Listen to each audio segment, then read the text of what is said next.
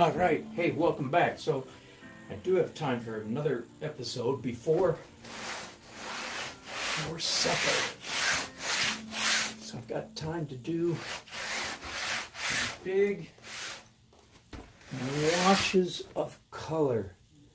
Now, in my opinion, it's very important when you're doing these large abstract washes that you let there remain some energy. This is not the same as what I typically call a glaze.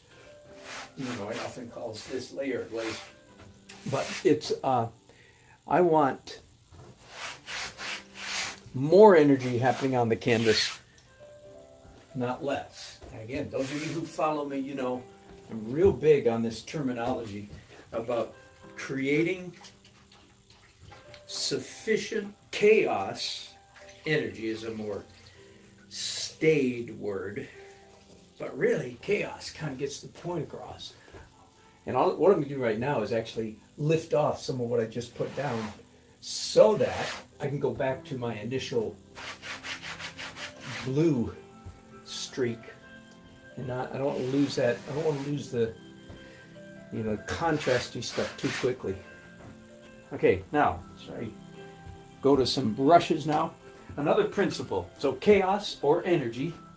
Another thing, of course, is that I'm doing the dance of painting, right? So I just spent quite a bit of time doing small marks. That means, according to the way I paint, that means, man, I better get some big marks on here really soon because I don't want to get bogged down in that small stuff. So you know what I mean? I use doing all these lines. That was all small marks. So therefore I'm using big brushes and even a bigger rag to contrast that. Now, let's take slightly smaller brushes. So in my world, 3-inch brushes are smaller. And let's take a look at the figures, the human figures that are going to be in this painting. I'm looking at my watercolor sketch quite a bit. That's a human being. You recognize that?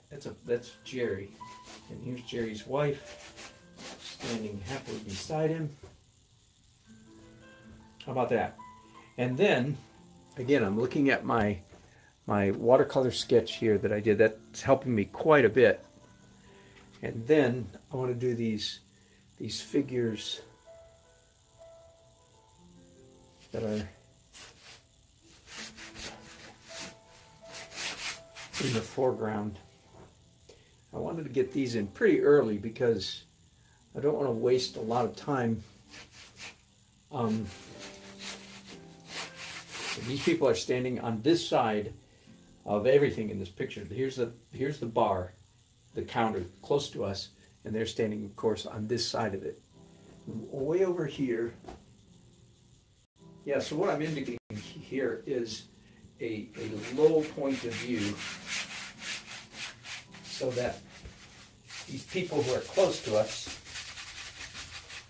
loom large, taller than Jerry. So in other words, the camera angle is down a little bit, so we're looking up. Therefore, the people that are close appear larger. Okay, so so I really wanted to see that and get a feel for that composition before I get too far in. I think I'm happy with that. I believe, though, again, I'm going to go to even smaller brushes. Can you believe that? Very, very early. And I'm going to ghost in a little bit of white. A little bit of white and white. Now, I typically call this, what I'm painting right now, I call it opaque white, but because the paint is opaque, but I'm applying it very thinly so that it's actually definitely translucent. And of course, acrylic paints grow even more translucent as they dry.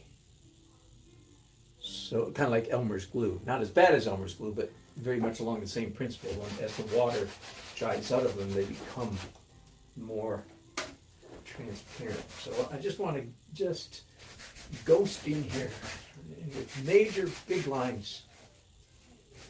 Some of my major light dark areas to make sure that I'm liking the feel. Yeah.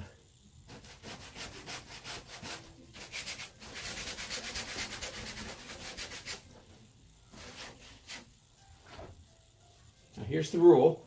When you do white, if you're painting like me, here's the rule. You can paint white paint into wet. You just need to make sure that you don't just pick up a whole bunch of wet acrylic paint and then begin spreading it around as if it were opaque